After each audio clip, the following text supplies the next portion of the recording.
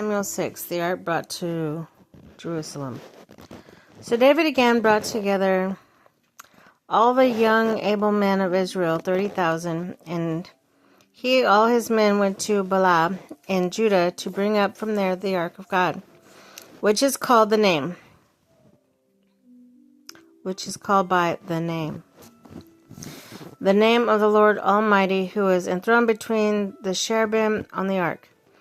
They set the ark of God on the new cart and brought it from the house of Abinadab, which was on the hill. Uzzah, Ahio, sons of Abinadab, were grinding in the new cart with the ark of God on it, and Ahio was walking in front of it.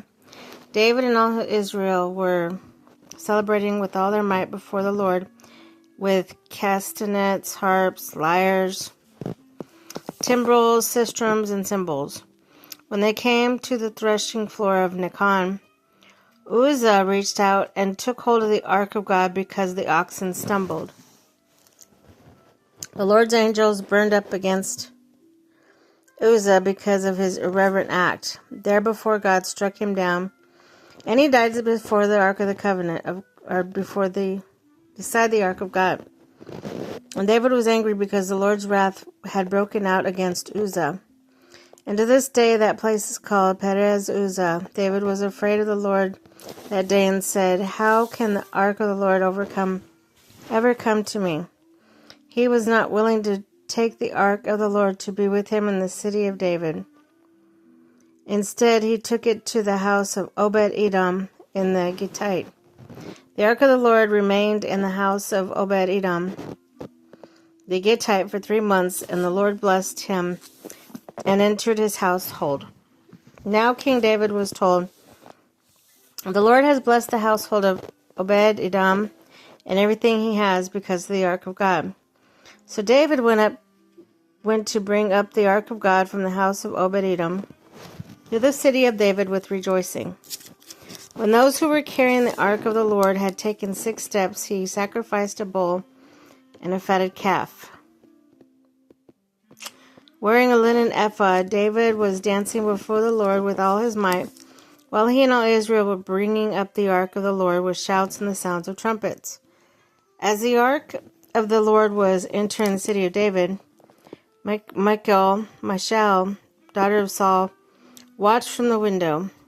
When she saw King David leaping and dancing before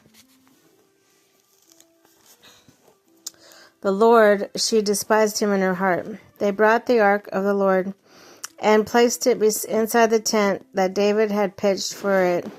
And David sacrificed burnt offerings and the fellowship offerings before the Lord. After he had finished sacrificing the burnt offerings and fellowship offerings, he blessed the people in the name of the Lord Almighty, and then he gave a loaf of bread, a cake of dates, a cake of raisins to each person in the whole crowd of Israelites, both men and women.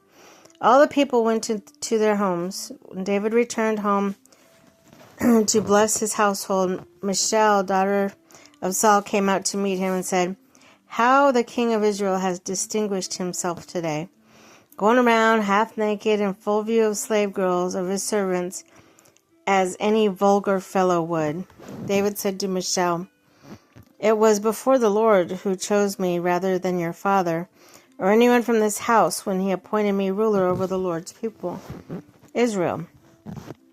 I will celebrate before the Lord. I will become even more undignified than this. I will be humiliated in my own eyes, but by these slave girls you spoke of, I will be held in honor." And Michal, daughter of Saul, had no children to the day of her death.